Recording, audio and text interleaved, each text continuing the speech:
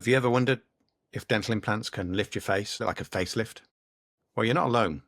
Let's try and clear this up. So when we lose teeth, our jawbone gradually shrinks. This causes the soft tissues around your mouth and your cheeks to lose the support, and this can result in a sunken, aged appearance. But there's good news. Dental implants, they don't just replace your teeth.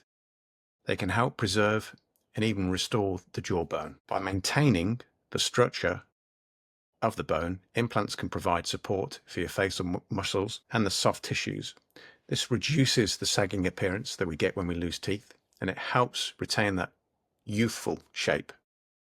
So while dental implants, they're not really a facelift as such, they definitely help you keep your face looking naturally lifted, healthy, and useful.